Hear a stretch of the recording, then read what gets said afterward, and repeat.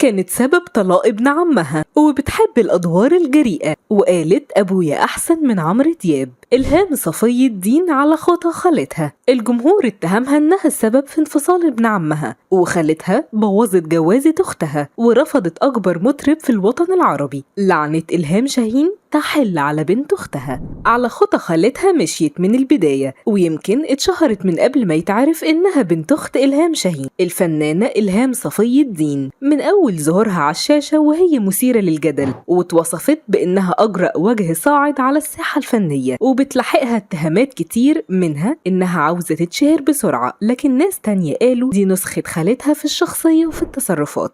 الفترة دي إلهام صفي الدين بقت ترند الساحة، وطبعا دي مش أول مرة، هي دايما راكبة الترند بإطلالتها المثيرة، لكن المرة دي الاتهام كان أخطر. فبعد طلاق ابن عمتها محمود شاهين مدير التصوير، اللي طلاقه سبب حالة جدل كبير على السوشيال ميديا لأنه ما كملش 10 شهور زواج رغم قصة الحب الكبيرة اللي كانت بينه وبين طليقته، والسبب في الضجة اللي عملها طلاقه هو جوازه المثير للجدل بسبب تصرفات إلهام صفي الدين الغريبة في فرحه، واللي وصفها الجمهور بإنها غيرانة على ابن عمها إنه اتجوز غيرها، خاصة إنها عيطت كتير وهي بترقص معاه، وكانت بتحضنه وتبوسه طول الفرح قدام عروسته اللي اتضايقت جدا من علاقتهم المقربة. إلهام الصغيرة بشخصيتها الجريئة قالت مش بيهمني الانتقادات، وأيوة بكيت لأنه حبيبي بيتاخد، ده الظهر والسند واخويا الكبير. ولكنها فاجأت الجمهور برد فعل مفاجئ بعد أيام من طلاق ابن عمها، وطلعت في برنامج تتكلم عن مواصفات فتى أحلامها، وده ادى فرصة للقيل والقال بخصوص حبها لابن عمها وكلامها عن الجواز لأول مرة بالتزامن مع انفصاله. وزي ما قلنا إن إلهام الصغيرة هي نسخة من إلهام الكبيرة، فالحقيقة إن خالتها واجهت اتهامات زمان من أكتر من 30 سنة لما اتهموها إنها سبب فشل جوازة أختها إيناس شاهين، وهي أم إلهام صفي الدين واللي كانت مخطوبة لعمرو دياب وكانت أول حب في حياته. بوظتي جوازة أختك من عمرو دياب ليه؟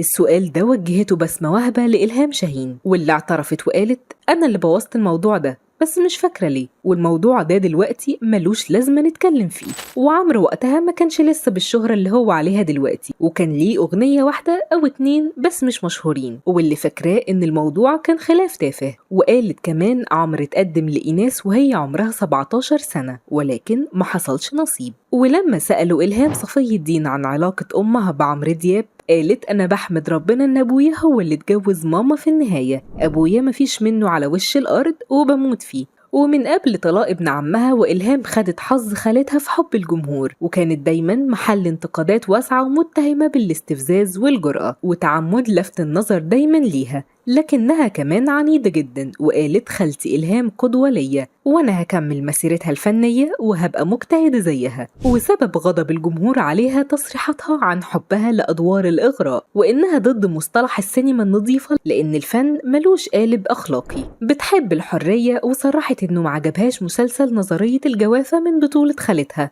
لأنه مش شبهها. حلقت شعرها زيرو بمكنة حلاقة، وعملت دور هبة تاتو في مسلسل أعلى نسبة مشاهدة، وقامت بدور راقصة في فيلم عنب. قربها من والدها ما منعهاش من تمردها، فابوها لبناني وعانت من الوحدة في صغرها بسبب إحساسها بالاختلاف عن أي حد. اتمردت من صغرها على التقاليد وكبرت على مبدأ انت حر ما لم تضر. عاشت حياتها في دبي ورجعت مصر في توقيت كورونا، كان حلمها تطلع مخرجة مش ممثلة، لكن والدها رفض، فدرست إدارة الأعمال وبعدين درست التسويق الرقمي، لكن خالتها وجهتها للتمثيل. أول ظهور ليها كان سنة 2010 في الحلقة الأخيرة من مسلسل نعم ما زلت آنسة بطولة إلهام شاهين، وشاركت في مسلسل آسيا سنة 2013 من بطولة منى زكي وهاني عادل. في رأيكم هل فعلا إلهام الصغيرة بتتعمد تقلد خالتها علشان الشهرة، ولا حبها للفن والحرية حقيقي؟